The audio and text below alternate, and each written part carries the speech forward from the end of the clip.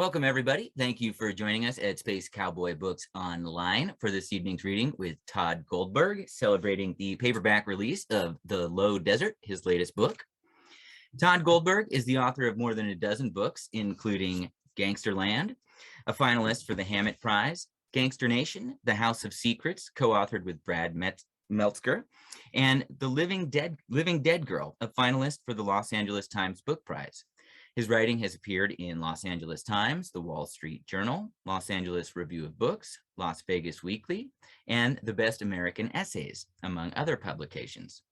He lives in Indio, California, where he directs the Low Residency MFA in Creative Writing and Writing for the Performing Arts at University of California, Riverside. Without further delay, I'm going to hand it over to Tod to read some excerpts from The Low Desert, and then we will get into the interview segment of the event. If anyone has any questions, please feel free to throw them in the chat. Hey, everybody. Thanks for having me. I appreciate it. This is so much better than watching war on TV, which is what I would normally be doing right now. If anything should happen, my wife is in the other room watching the war, and she will let us know what's happening. John Paul, should I read something that involves violence, masturbation, clowns? Do you have a preference? Anything with all three. I will leave that to your discretion. Not going to censor you here, so anything you want to read. All right. Well, I think I'm going to read a little bit from the first story in The Low Desert, which is a story called The Royal Californian. This story I wrote for two reasons. One is that for 20 years, I wanted to write a short story about a person who was a karaoke singer, and their go-to song at karaoke was Brick by Ben Folds 5. Like, I just knew that that was their song, and I didn't have any idea like what kind of story could possibly be about a guy who sings Brick by Ben Folds 5 at karaoke. I just knew that I wanted to do it. And then I got asked to write a short story for the anthology Palm Springs Noir right at the same time as I was putting together the stories for this book. And as often happens, I get asked to write a story for an anthology, and I say yes, because I want that $150. And then I had no ideas, none whatsoever. And so one day, when I still had absolutely no idea what I was going to write about, I was driving up the street from my house here. I live in Indio, and I live on the side of the freeway where all of the resorts and country clubs are. And then 1 mile over is all the bad neighborhoods. And I was driving down the street, and I saw a hotel that had a karaoke bar in it called the Royal Plaza Inn, which I had passed 1,000 times. And they had a karaoke bar called Cactus Jack's, but it was being torn down and replaced by a new concept that was going to be called Steers, which sounded just as appealing as Cactus Jack's. And I was like, number one, who the fuck stays at the Royal Plaza Inn? And then number two, my second thought was, who the fuck sings karaoke at Steers / Cactus Jack's? And then it was like the clouds separated above me. The sun funneled through the window in my car. It is a guy who sings Brick by Ben Folds 5 who sings karaoke there. And thus was born the main character of The Royal Californian, a karaoke singer named Shane. So I'm going to read to you a scene from The Royal Californian, and it doesn't really need any other setup other than what you just learned. It's 2009, and Shane's working the Black Angus in Northridge. They've got something they call the Fun Bar, a relic from the disco years. Lit up floor, big dark booths, great sound system, but no one dancing. Just frat boys over from the college drinking vodka and cranberry like they all have UTIs. At first, he's just doing karaoke like anybody does karaoke. Stands up there and lets some drunk come up and sing American Pie. Helps him out when he realizes the song is 8 minutes long and he doesn't have the wind. Flirts with the bartender, maybe gets a hand job in the dry storage. Woman, man, he didn't give a fuck. Hand job was a hand job.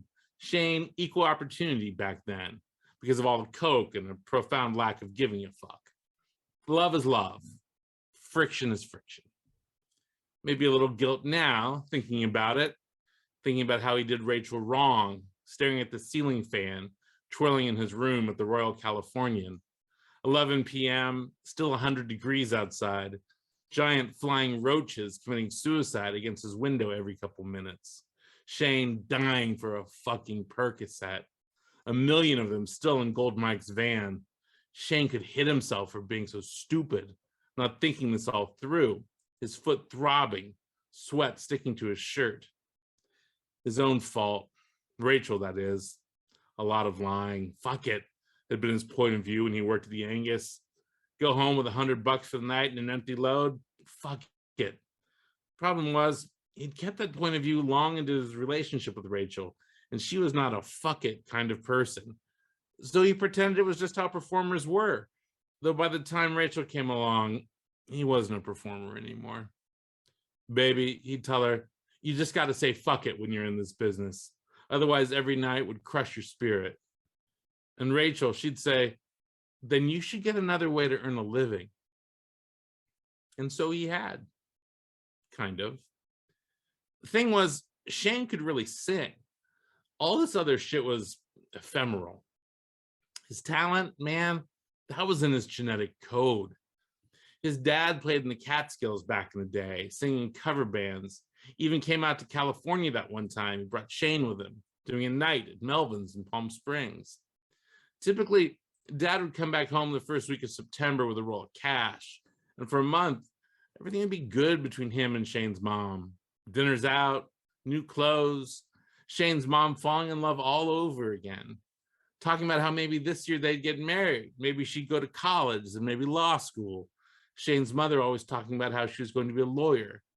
But by the time she died, she'd spent 25 years as the lunch lady at Rensselaer Point Elementary down in Troy. She'd had Shane when she was 15, dead by 51. Got diagnosed with early onset Alzheimer's and put a fucking noose around her neck 2 hours later. Shane's dad saying, maybe she didn't really have the old timers, because wouldn't she have forgotten? His dad was still alive. That was the irony. Doing what Shane thought of as the Dead Man's Tour. Buddy Holly and Elvis tribute shows at Indian casinos in Connecticut. Shane keeping track of him on the internet. That fucker doing pretty well. But the Angus. In comes Gold Mike. Sits at a table right by Shane's kit. Nurses a Diet Coke. Really gets into it when Shane sings, tapping his foot, bobbing his head. When Shane hits his full register during Come On Eileen, Gold Mike stands up and whoops. When he goes on a break 15 minutes later, Gold Mike follows him outside, where Shane is having a smoke and watching the traffic on Corbin Avenue. You got a nice presence, Gold Mike says. Thanks, man, Shane says. Wasting it out here, if you want my opinion, Gold Mike says. Just waiting to be discovered. Oh, that's not going to happen, Gold Mike says, like he knows. He's maybe 27, but he's one of those guys who talks like he's been around the world 50 times. Shane's seen Gold Mike on the circuit, Weber's in Reseda, Sagebrush Cantina out in Calabasas, Shutters in Santa Monica. Gold Mike fingers a diamond-encrusted V that hangs around his neck. Shane counts 25 little diamonds. Whatever, Shane says. He takes one more drag from his cigarette, then puts it out on the bottom of his shoe, like it's a thing he does all the time, which it isn't. Whatever, Gold Mike says. I insult you and you say, whatever? Passivity, man, that's an illness. You want me to hit you or something? Gold Mike laughs hard. He's one of those Armenian dudes who shaves his head just to look tough. Shane making out the outline of a full head of stubble. Shane isn't much of a fighter. He's the kind of person who will stab a guy, though. Put a screwdriver in someone's eye. You're either a pussy or you're not. Shane probably is one, but he's not squeamish around blood, and that helps. I like you, Gold Mike says. You a child molester or anything? What kind of fucking question is that? I've been watching you, Gold Mike says. You put your dick in anything. Just need to be clear what I don't get down with. How long have you been watching me? A couple weeks, Gold Mike says, like it's perfectly normal. You ever do any time? You ever do any time? A couple days here and there, Gold Mike says. That must impress some people. Gold Mike laughs again, but doesn't respond. What's the V stand for? Shane points at Gold Mike's neck. My last name is Vosky, Gold Mike says. Okay. It means gold in Armenian. Well, that's lucky, Shane thinks. Then says, you speak Armenian? Because there's no way Gold Mike wasn't born in Reseda. Fuck no, Gold Mike says. It's a dead language. He points over his shoulder. I went to CSUN, and everyone always wanted me to join the Armenian Student Union. Bunch of assholes named Gabarian talking about getting the genocide recognized. Not my game. I'm multinational, speak Spanish, French, got a little Russian, enough I could probably get by at Odessa. You ever been there? The OG Russian restaurant in Las Vegas? No, Shane said, I don't get down with the Russians, not since Fiddler on the Roof. Gold Mike raised his eyebrows in mild amusement. Shane didn't make him for a fan of musical theater, but then he said, what's your last name? Solomon, Shane says. Does that mean something? Peace, Shane says. Yeah? That's what my mother told me, he says. It's from the Hebrew word shalom. You speak Hebrew? Enough to DJ a bar mitzvah. Gold Mike leans forward, motions Shane to lean in too. You want to make some real money, Shalom? We'll leave it at that. Thank you for sharing that excerpt with us, Todd. So at this point, if anyone in the audience has questions, please feel free to drop them in the chat. I've also dropped a link to Todd's website and to where you can buy a copy of The Low Desert. So The Low Desert is a collection of short stories, yet many of them share characters to form a larger overarching narrative, at times shared with your novels. What was your motivation for using this device for the collection? Well, part of it was logistical, part of it was creative, and part of it was based on commerce. So the logistical part is I was supposed to be writing the third book in my Gangsterland series. And at the same time that this had happened, I had sold the television rights to the books to Amazon. And we were adapting the book for a series at the time. And we were in really active development at that point. And I went to my publisher and was like, I really don't want to write the third novel until I know if the show's going to go, or if it's not going to go, or if it's going to be 5 years from now. Because if it's going to go, I want to be able to write another novel in addition to the concluding novel. And I said, but what we really need for the television show is we actually need some more storylines. We need some B stories. And so I said, what if I do a short story collection and connect some of these older stories that I have, write some new ones, and we put it out in the interim. And our initial thought was that it was just going to be sort of this small little thing that we did, and like a thing that people wouldn't read, that wouldn't be terribly popular. And then I got to writing it, and I was really enjoying writing all of these characters. And I realized that I had created inexplicably a universe within a lot of my short stories and a lot of my books where the characters connected. And so my editor and I, Dan Smetanka, who I see here is in the audience, like one day we just sat down and I said, look, instead of this being just gangster stories, let's try and make this part of a larger universe. Let's try and tie as many of these stories together. And the challenge was that a couple of the stories in this book are very, very old. And then most of them are brand new. And so we just made a decision, look, we're going to rewrite everything. We're going to go in and nothing is safe. We're going to actually create this larger universe and make something bigger out of this book than we thought that we would. And what I found while writing the new stories and rewriting the old stories is that, for a long time, I had been writing thematically about things that I wasn't even aware of, about identity and about place, about sort of my notions on why people do crime, about organized crime, but also about the kind of American notion of what we view as acceptable crime. And this had existed throughout work that I had written in 1996 to work I had written in 2021. And so when we realized that we had this bigger thing and that it was a statement unto itself and really about this region, then the book took on a larger life, and we realized, like, let's do this. Like, let's really make this a bigger and more important book than we thought it was going to be. And I ended up feeling extraordinarily satisfied with the book as part of the Gangsterland universe, and as something for the fans in between the second book and the third book that would not only satisfy their desires, but also allow for that third book to be something larger.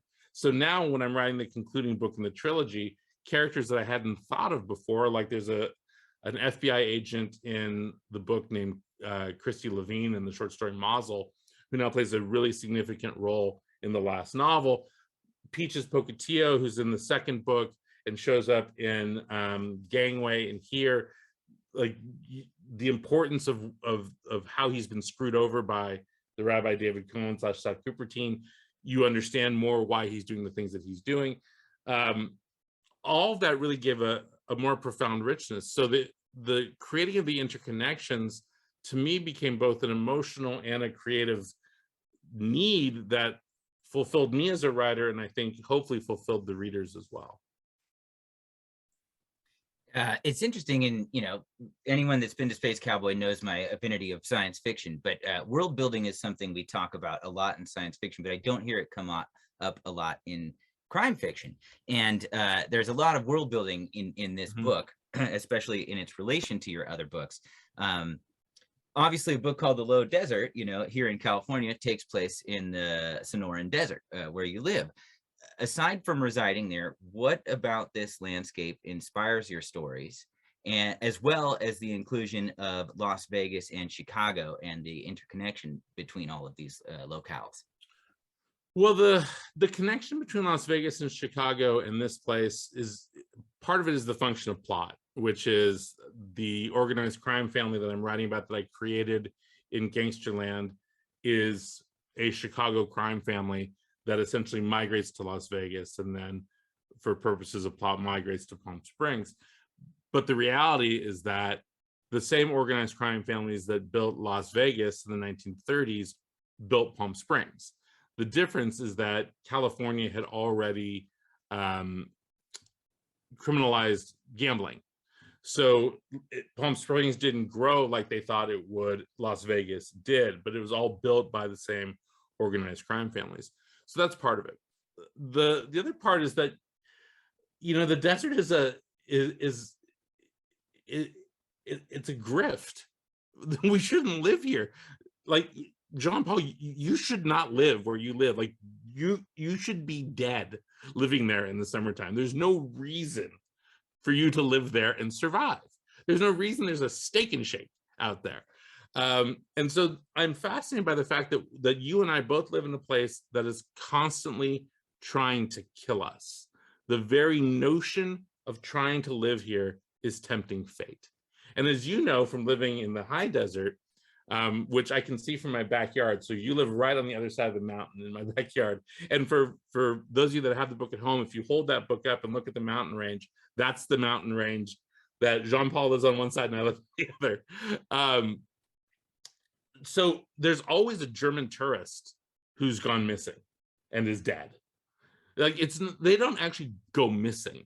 What happens when you go missing in the desert is you're dead. You're fucking dead. Go missing is what they say when they haven't found the next of kin. So I'm interested in this notion that we live in a place that is always trying to kill us, that the natural world wants us out of this place. When you wake up and there's a scorpion in your living room, like that's nature saying you don't belong here. Or at night when I wake up and I hear the pack of coyotes in my backyard screaming and disemboweling whatever it is that's disemboweling, that's nature telling me you don't belong here. So there's that side of it. I love this idea that we live in a place that doesn't want us. But then there's the other side, which is that you can be anyone you want to be out here. This is a great place to pretend to be someone else, to recreate yourself.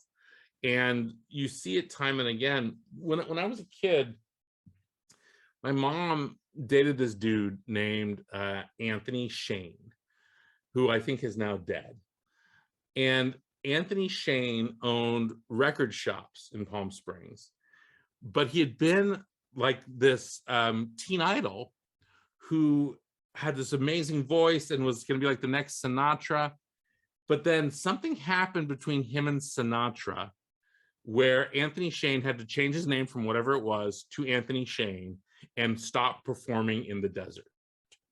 And now he just operated record stores.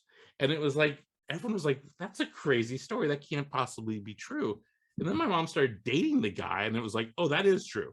Like there is some dark shit that happened and now he's Anthony Shane. And I always think about this, like it was like out in the open secret. Or there's all these Italian restaurants in the desert when I was a kid, and one would be named Dominic's and one would be named Bobby Milano's. And all these places were owned by the mob. And everyone knew it, that everyone knew that Bobby Milano was actually a guy named Bobby Cacci, and Bobby Cacci was a Bonanno foot soldier. But it was just like, we'll just call him Bobby Milano, and he did his restaurant. It's like, this is crazy. And so this notion that you can recreate yourself or be whoever you want to be is appealing to me. And it also sort of filters into this idea of what it's like to live in a resort town. I had written a previous book of stories called Other Resort Cities that sort of touched on this, about like, you know, when you go on vacation, you can be whoever you want to be when you're on vacation. And, you know, you're tipping more than you'd ever tip. You're eating things you'd never eat. You're drinking things you'd never drink. You're talking to people you'd never talk to. You're wearing Hawaiian shirts that you'd never, ever wear. And so people come to the desert and they pretend that they're in the Brat Pack, or the Rat Pack, not the Brat Pack. It'd be better if they pretend they're in the Brat Pack. Like, I'm Judd Nelson. So all those things filter into why I'm interested in this. And then of course I live here. And, you know, writing about a place where you live, I think allows you some intimacy that writing about a place you don't know well does not allow. And then I have to ask, because I'm in the high desert and we have a different variety of crime up here. More meth. Yeah, definitely more meth and meth inspired crime, because they're usually odd. Any plans to write about crime or fiction taking place in the high desert as well? You know, it's funny. I was up there not long ago. I went to Pappy's to go see Drive By Truckers. And afterward, I went to go get something to eat, and I made the wrong turn. I should have turned right instead of turning left, and I was halfway to Wonder Valley, and I was like, man, you could die out here. And I was like, oh, I already wrote that story. But I'm sure I will. The last time I was out there in the daytime, I went to go see my friend Rob Roberge, who's a fantastic writer, who's got a house out in Wonder Valley. And again, I made a wrong turn somewhere and I ended up on some dirt road, and I pulled up to a house I thought was Rob's, and it was covered in other people's shoes. It was just like a house covered in shoes. And I was like, what the fuck is that? Like, who lives in a house covered in shoes? And then I was like, I'm not going to find out. Like, whoever it is, they don't like Jews. Like, no one covers a house in shoes. And it's like, we love Jews. Bring the Jews in. So I'm sure I will eventually write something just so that I can you know, I can write off having tri-tip at Pappy and Harriet's for my taxes. Shoes or not, it's not exactly the type of place you want to roll up on someone's house uninvited, right? No. And you know what, like, here's the thing, like, I'm this dude who writes this gangster fiction stuff. The closest crime I've ever committed is robbing a Banana Republic. And so I roll up in there in my BMW dressed like I just robbed a Banana Republic. No one wants to see that. Like no one, like I look like such a mark. Like no one needs to see me roll up in Wonder Valley on their house. It's just like, well, that's a guy we can kill. I don't know. That's pretty hardcore, Todd. So what's the main difference for you in your writing process between writing short stories and novels? That's a very good question. For a long time, I used short stories as a sort of a testing ground for the things I wanted to write about, because there's not as much time, obviously, invested in it. But I could try on a voice or a character in 7,000 words and decide whether or not I wanted to write a novel about it. The fact is, prior to writing this collection, I hadn't written a new short story in over a decade. I just hadn't done it because I'd had the champagne problem of needing to write novels. I think what happens for a lot of people is they start out writing short stories and they soon become constricted by the form. You can only tell a certain kind of story within a short story. And I wanted to tell larger, more expansive tales. And so what I find in writing short stories, if I didn't have any bills to pay, I would only write short stories. I love the short story, and I love being satisfied by coming to an ending quickly. And I like that I can write a short story that can be just about an epiphany versus having a large plot. So I approach short stories oftentimes as a more creative or passionate outlet. I approach novels as something where I'm saying, all right, this is going to take me 18 months of my life. And I'm going to do a lot of rewriting. I'm going to do a ton of reframing. It's going to be a collaborative process. And by that, I mean, my editor and I work together on the books. I'll turn in a draft, and then my editor might cut out 3 chapters and say, you need an antagonist in this book, for instance. Let's put in a different chapter here and move this here. That's not the way it is with my short stories. My short stories, I work on them by myself, and then maybe a magazine editor might say, oh, do something here, do something there. But the rewrite process is done for the most part. When I was doing The Low Desert, however, my editor and I were doing a lot of rewriting, because I think we looked at the collection itself as a larger thing because of the interconnecting pieces and where we were putting things. But the content dictates the form here, to quote Stephen Sondheim. And if you want to tell a big story about crime in America, and you wanted to cross several decades or whatever, you can't do that in a short story. You have to do it in a novel. But my approach as a writer is the same, which is I drink a lot of coffee, I whine, I update my Facebook, and then I write 1 page, and then I get into bed and I watch Antiques Roadshow, and I turn to my wife and I say, this is a stupid job. This is fucking stupid. Why do I do this? This is a fucking horrible job. This is so dumb. Why am I doing this? And then I do it again the next day. Indeed. So you often write about fairly ordinary people that are in over their heads situationally. I do. That's a good point. I do. What draws you to write about this particular intersection of people's lives? Well, it's a funny thing. My dear friend Mark Haskell Smith, who's an amazing writer, said to me something that I hadn't realized before, which is, he said, you often write about people who think they're competent, who run into people who are really competent. And I was like, oh, I do that, don't I? He's like, there's that, like the short story in Low Desert Goon #4, where this guy is, like a professional goon, and he runs into all these people that think they're tough guys and stuff, and he is a tough guy. But he's over his head because society, he doesn't know how to act in actual society. So he's like an alien who's dropped into the real world and doesn't quite know how to work within our customs. And so he ends up blowing up a lot of things. I think it's the essence of noir, is someone gets in over their head and has to claw their way out. That is the very essence of noir fiction, which is, you know, what I've built my house on.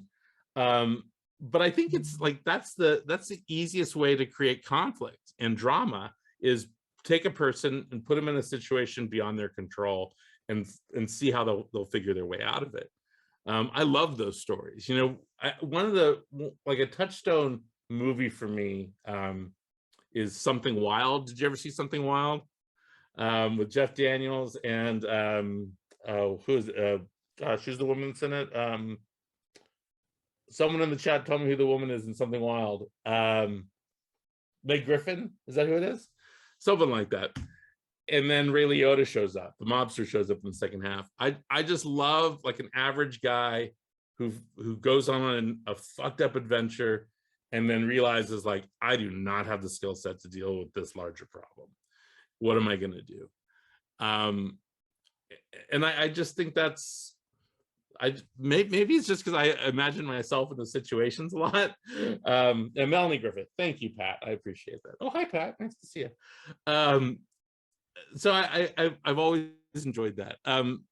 But also, you know, I'm one of those people who will find themselves in a weird situation, and instead of just like turning around and walking away from it, I will continue being in that weird situation just to see what happens. Like, I will have that awkward conversation just so I can go home and tell my wife, like, you're not gonna believe the conversation I just had. And maybe that's sort of a manifestation of that, like, oh, let's see how this is gonna go. Like, anytime in my life, if someone has said, do you want to do something weird? Like, yes, I do. Yes, I do want to do something weird. Do you want to do something potentially dangerous? Yes, I do. Yes, I do. But it's even just like, you know, I see a do not enter sign. I think, I wonder what's in there. I should open that door, which is bad. It's not good behavior, but here we are. I often find that what you're talking about is one of the things that differentiates genre fiction from literary fiction. And in literary fiction, I find that mundane things happen to extraordinary people, and genre fiction tends to have ordinary people have extraordinary things happen to them, which is one of the reasons that draws me to it. But despite your earlier life of crime that you mentioned earlier, what brought you to write crime fiction in the first place? I guess there's a lot of things. You know, there's the answer I've given my entire life, which is true, which is crime fiction was like my young adult fiction. Like, that's what I read as a kid. When my brother Lee left for college, for instance, I was 10, and like, he left me all of his paperback books to read, and it was, you know, Elmore Leonard and John McDonald and Jim Thompson and you know, like the history of American noir fiction, basically. But it was also like The Exterminator and The Destroyer and, you know, The Exfoliator or whatever, you know, anything that had like a at the end and like number 66. Like, I just had all these bags of books, and that was the shit I read. And so by the time I was like 11 or 12, like, I knew way more about being Mac Bolan than I knew about like being a sensitive young man. Like, I had been taking down the mob and the Germans for most of my life. So I think that played a role in it. You know, the other side is like, I'm interested in why people do bad shit. I'm interested in why people are violent. What's the thing that drives them to violence? What's the thing where they decide the only way out of this I have is to kill someone? Like, my wife and I at night often will watch some sort of true crime show before we fall asleep. And we just got a new puppy, so we've been up for like 5 hours between 10 p.m. and 4 a.m. while the dog is awake, and I've just been watching Dateline. And it's always the same thing. It's like, well, I'm in love with this other woman. I don't know what I'll do. I'm married. I guess I'll kill my wife. I was like, no, you get a fucking divorce. Just get a divorce. Why are you setting fire to your house? Why did you kill your dog? Just get a fucking divorce. But like, it happens so often that there's some logic afoot in our collective consciousness where we're like, I guess the only way I can get out of this situation is to kill everyone in my family. I guess I'll do that. And so I'm interested in that. I'm interested in how people come to that decision. And I'm a little criminal minded. You know, I'm, I am not a sociopath because I care too much about what people think about my hair. But like, I will be places and I will think the wrong things. Like I will be in an elevator and I will think, I wonder what happened if I smash that person's face against the wall. Like I will have that thought. The problem is that this isn't a problem, it's a good thing. It's like I'm a total and complete wimp and abhor violence and don't want to do any time. But like these are the criminal thoughts that I have on a somewhat regular basis. And it gets difficult too, because I'll be writing and then like my wife and I will go to Trader Joe's and someone will like grab the last mushroom dip and I'll think, motherfucker, you are going to be chewing out of your back teeth. And then I'll say it out loud and Wendy will be like, what? Oh, sorry, I'm thinking about a scene.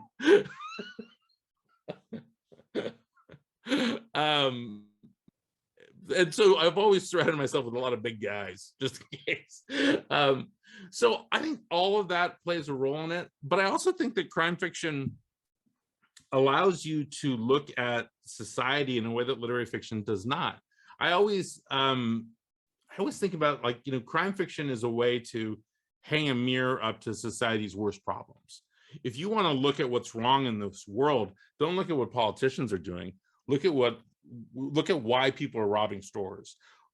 Ask yourself, okay, all these people that are going into the Nordstroms in San Francisco and bringing 90 people with them to rob it. Like, what is that about? Why are they doing this?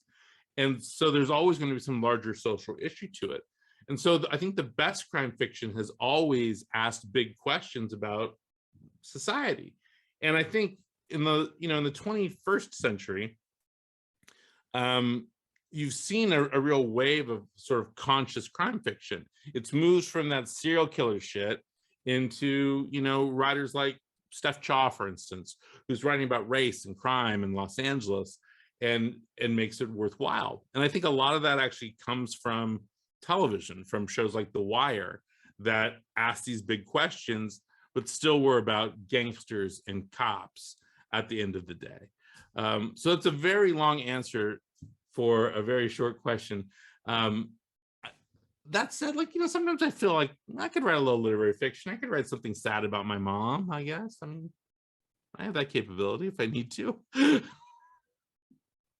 That brings us right into my next question. Have you or will you ever work in other literary genres? And if you do, why would you do that? Yeah, I mean, I've written literary fiction before. I think probably my first two collections of short stories were broadly literary fiction. Though I've always had a tendency to write about someone with a gun, or doing something bad. But I don't really believe in genre, to be perfectly honest with you. If a story came to me and it was about, walruses on the planet Mars, fuck it, I'm going to write it. I think that line is really blurred now. Part of it is, of course, because, bookstores, we so rarely walk into them. Like the shelves that we used to have to go to don't exist on Amazon or on Bookshop. You just find the book that you want and you buy it. So yeah, I mean, I wrote a horror story for an anthology last year. I think there's a couple stories in the Low Desert that are basically literary fiction. Palm Springs and Pilgrims, they're just ruminative stories about a woman whose daughter has disappeared. They don't become crime stories until you read the story that reveals what happened to her daughter, which I didn't really know what had happened to her daughter until we wrote this book. I had written Palm Springs for my book, Other Resort Cities. I knew that her daughter had gone missing, but I didn't know what had happened to her until my editor basically was like, you got to pay off what happened to that girl. And so that's when we wrote the story that pays it off. And that's why you have to read the book in order, incidentally. So if you are watching this, or if you're in the audience and you have not read The Low Desert yet, you have to read it in order. Otherwise, the great payoff you miss. And I won't even say what story the payoff is in. I won't reveal it. I won't tell anyone. And no critic revealed it, which is so cool. Like, that was one of the things I was really worried about, was that someone would reveal this payoff in a review, but no one did. I'm gonna avoid spoilers too, and the audience requests no spoilers. Got a couple questions from the audience here. This one's from Pam. Would you ever consider writing a memoir? And there's another question here from Mystery Dog. Are there any surprises when you write? I would consider writing a memoir, Pam. Nice to see you, Pam. Because I've written a lot of essays about myself, a ton. I think that, well, probably before I'd write a memoir, I would probably just write a book of essays. Because I don't think my life necessarily is all that interesting, but the things that I've written essays about are probably more interesting than my life is. So I could see myself doing something like that. But, you know, I think the great memoirists that I really love, you know, someone like James Brown in his book, The Los Angeles Diaries, like, nothing's happened to me like happened to James Brown.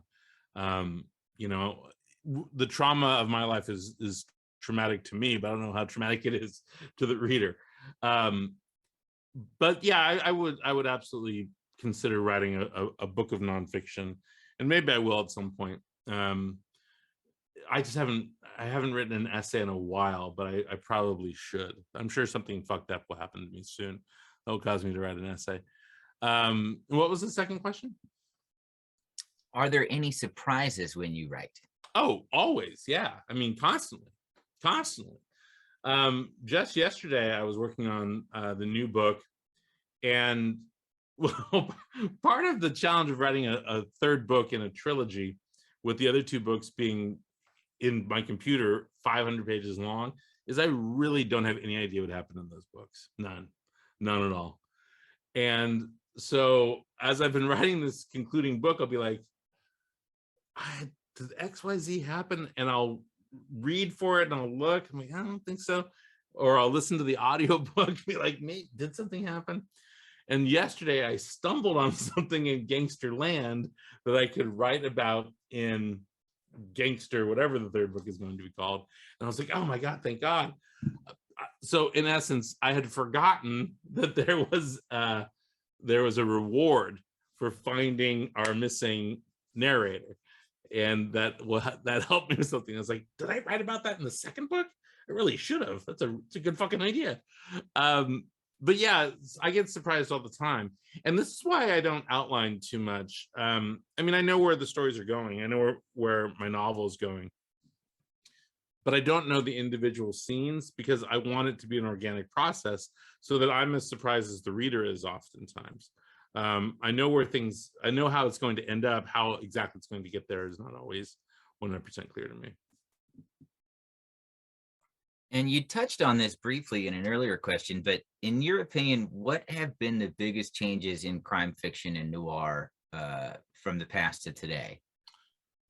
Oh gosh, there's a lot. I mean, in crime fiction itself, of course, the prevalence of women writers, you know, there were not a ton of them, you know, even in the late 20th century they're working, and now there's just a ton, and they're writing some of the best books out there. You know, Ivy Pacoda, Steph Chod, Megan Abbott, Attica Locke, you know, all of them are writing, you know, top shelf crime fiction. Even Susan Straight, whose new book Mecca just came out today, her new book is really, it's a crime novel. Like, broadly, it's a crime novel, and it all takes place in the desert also. And in fact, Susan won an Edgar Award. I always forget that she won an Edgar Award for a short story. So there's that part of it. I think the social consciousness part of it has been significant. I think the rise of the criminal and the descent of the cop or PI is huge. You know, in the last 20 years, crime novels are about the crook. They're not about the PI or the detective. And I think part of this has to do with, you know, what we know about police these days. I wrote a review of the best American mystery stories of 2021. And as I was reading the book, I realized not a single story in this book is about a cop, not one. Not a single story is about a private detective, not one.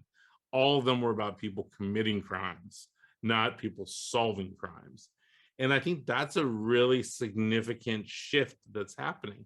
We don't view cops as heroes for a lot of obvious reasons.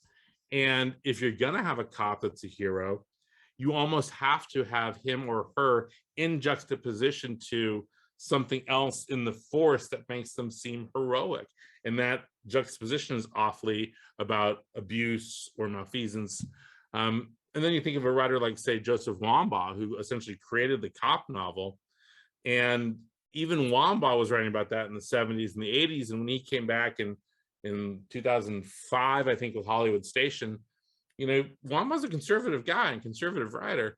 Even he was writing about, you know, the abuses within the LAPD that had put them under the consent decree, which he did not believe in the consent decree, but he believed that they were being abusive, which is an interesting dichotomy.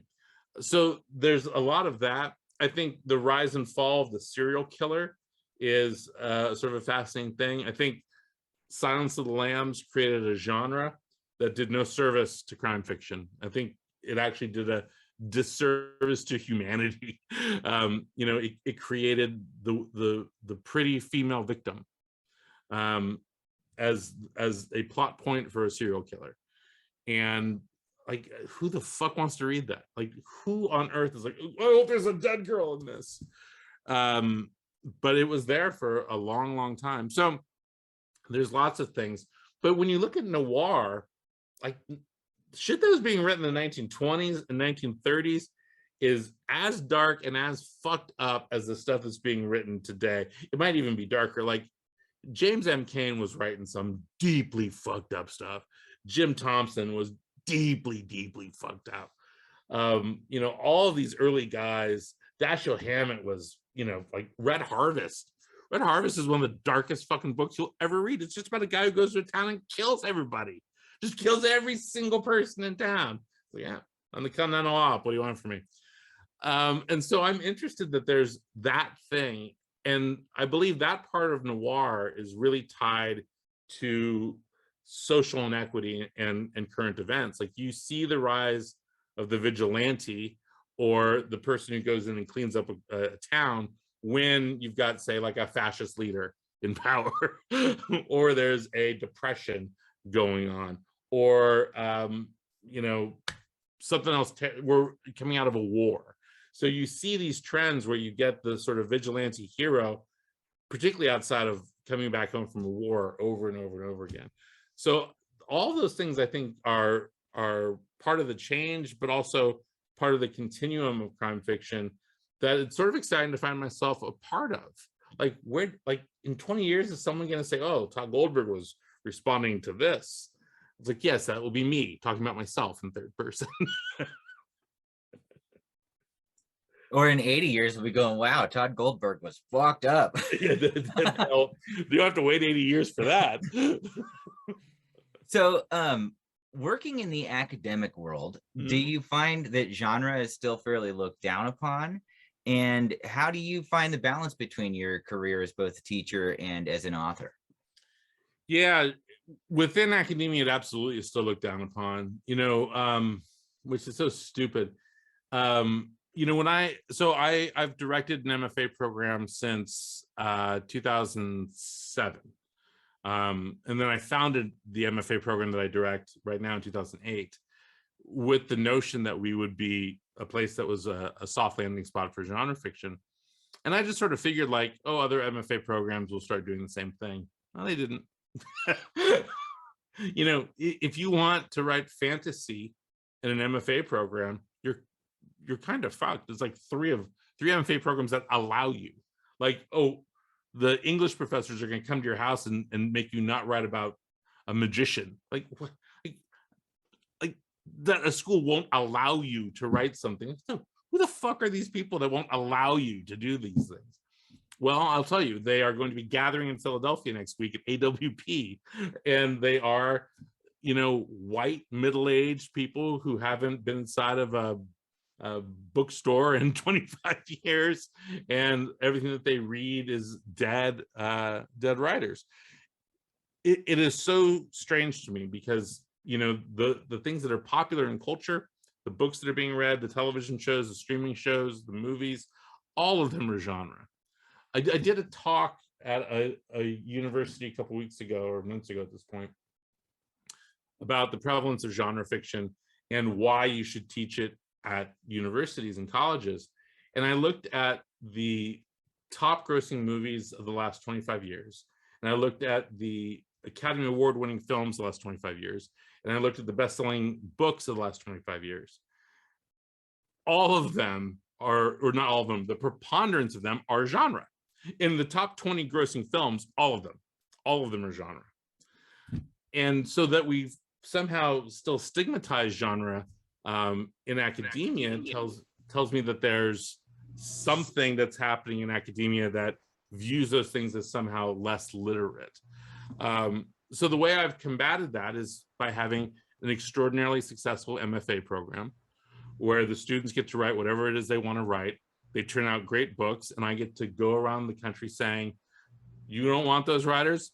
Bring them to me. We'll turn them into bestsellers. Like, you can go ahead and have your most famous writer be someone who published 2 poems in the Antioch Review. Give me the person who's going to write a great novel with an elf. Like, I'll take them. It's a very strange thing. So in terms of balance, though, you know, it is a full-time job to run an MFA program. That's the truth. You know, I'm running a multi-million-dollar business in addition to running an academic unit of the University of California, where I have 20 employees and I've got 100 students and I've got alums who have demands and I've got administrators who have demands and all of these things, and I have to be a public person on top of it. And all I can say is, like, you find your balance. You know, you figure out how to do the things that you're passionate about. I'm passionate about both sides of my career, and so I figure out how to do it. I think I spend less time playing fantasy sports is the thing. Way less fantasy football than I'd like. So in teaching and working with the students in the MFA program, how has this affected your own writing? Has it changed the way you write, or changed the way you look at your approach towards writing a novel or a short story? Yes.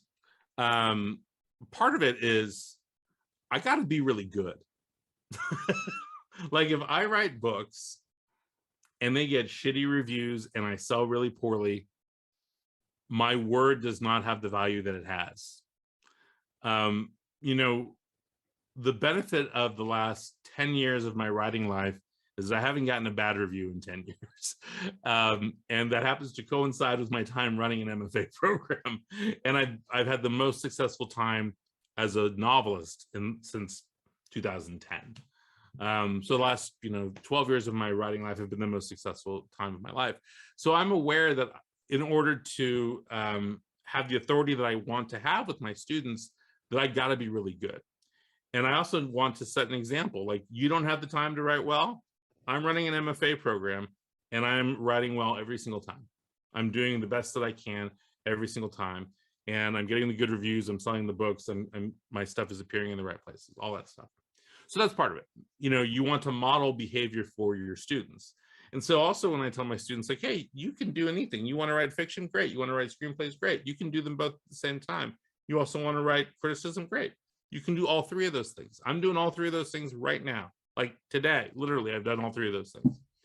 And so I think if I weren't teaching and weren't trying to stay current on things so that I could be aware of what all of my students were doing and have an opinion on it, I might have a more narrow career than I have. But I think because I need to sort of stay at an expert level at fiction, at nonfiction, and screenwriting, to talk cogently to my students, that's allowed me, I think, to improve as a writer. Like, I'm constantly reading, I'm constantly learning. And that has made me, I think, a better teacher also. I've also learned to take notes better, and to rewrite better. One of the things I do with my students oftentimes at our residencies is I'll show them a draft of my work, and Then I'll show them the notes I've received from my editor, and then I'll show them what I did in the next draft, so that they can see, like, hey, I'm not beyond reproach. Like, I have the same fucking problems you have. Like, I constantly have characters who go to a diner and talk about nothing while I search for the conflict in the scene. And my editor is just going to cross out and say, no more fucking diner scenes. Like, we all saw Heat. We don't need this in your book. So I think that sort of thing also helps them. It's like, oh, here's a professional writer. Here's what you can expect. Because I'm training my writers for that professional experience. That's what I want them to get from being in the program itself. So yeah, absolutely. It's made me a better writer and a more mindful writer, I think, too. I don't know that I've become any kinder. You know, I think I'm a fairly blunt critic of my students' work because I expect a lot. To be honest, I expect excellence every single time. And if I don't get it, I think like they're wasting their shot. Like, be better, spend more time, do what you have to do. This is your fucking shot. Absolutely. That's sound advice. Got a couple more questions from the audience here. This one's from Gabriel. Was it a film or series you sold to Amazon, and what's the title? And I might add to that, since you were talking about screenwriting in the last question, are you involved in the working on the script for this, or have you written the screenplay? Yes, yes, and yes. So we sold the series of Gangsterland to Amazon. They ended up passing on it at the end of this last year, at the end of 2021. And so we'll go back. We still have screenwriter and director and producer attached to it, a great team of folks. I'd tell you who they were, but I'm not allowed to.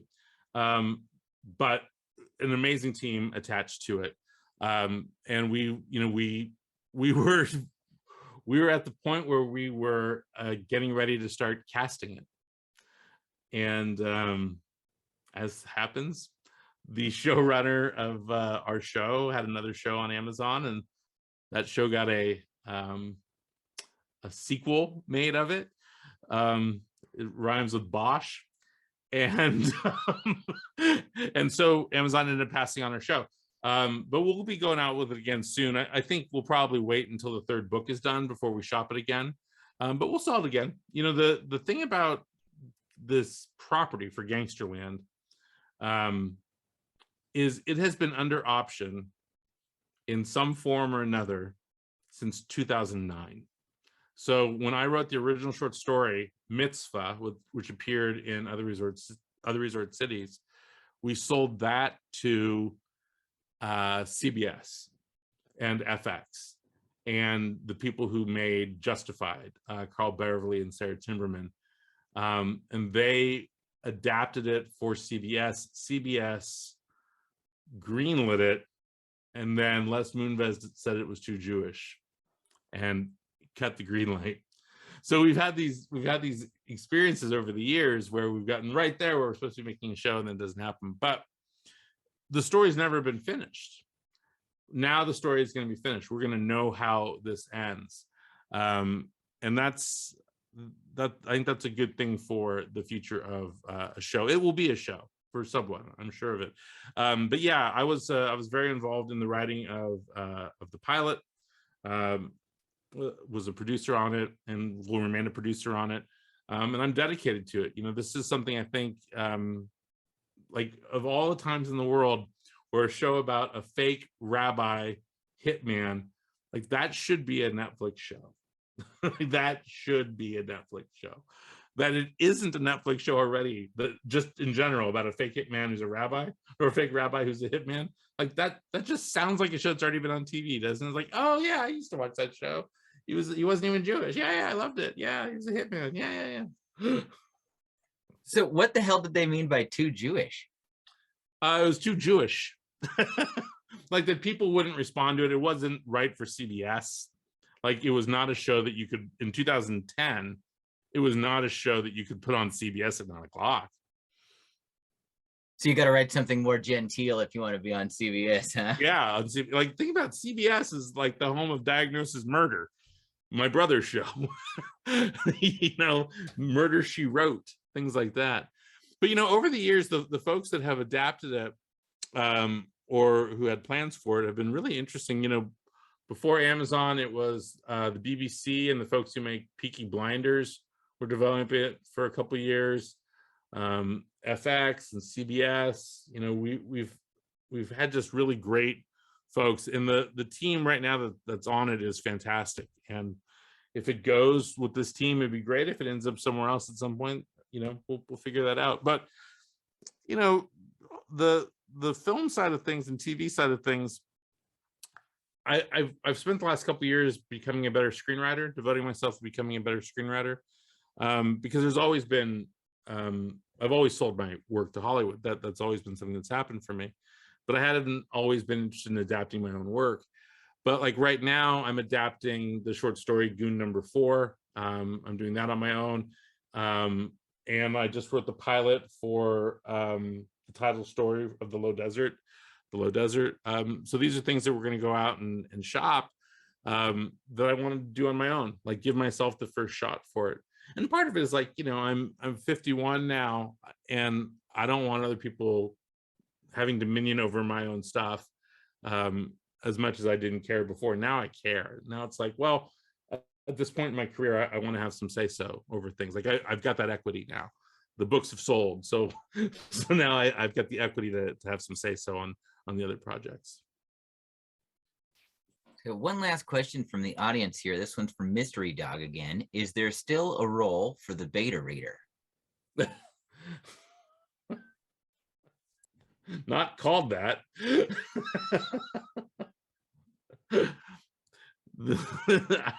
I believe Aldo is actually making fun of me for a tweet I had the other day, where I said something along the lines of, if you ever hear me talking about my beta readers, like that's the time to come fucking kill me. We actually have Tod trapped in a basement right now, and we're not going to let him out of this. So if you're fishing for that, this will be his last appearance, by the way. So before we go, I just wanted to ask, sounds like you're wearing a lot of hats these days, but what are you currently working on, and what's coming up next for you after The Low Desert?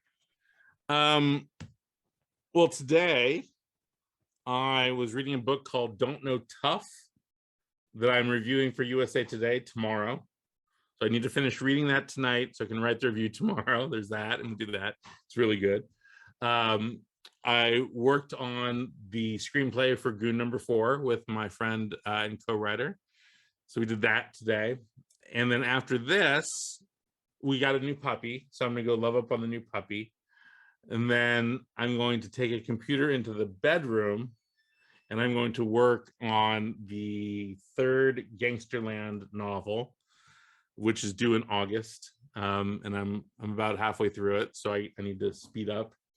And then after that, I've already sold my next book, which is called Salt and Sea, and it is an adaptation of the title story, The Low Desert, about a sheriff working in the Salton Sea in the 1950s, early 1960s. A corporate sheriff working for those people.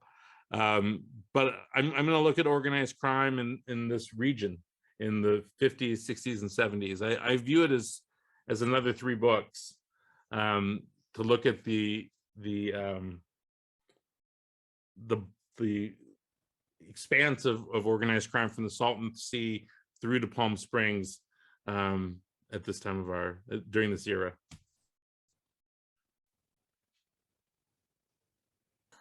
Thank you so much for joining us tonight.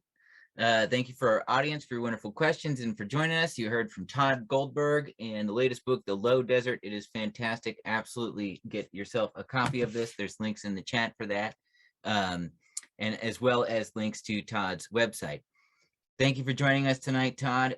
Hope you come around and maybe perhaps I can interview you for the release of the next book. Absolutely. Low Desert was fantastic. Thank you so much for everybody, and we'll see you next time, Tod. Thanks, everybody.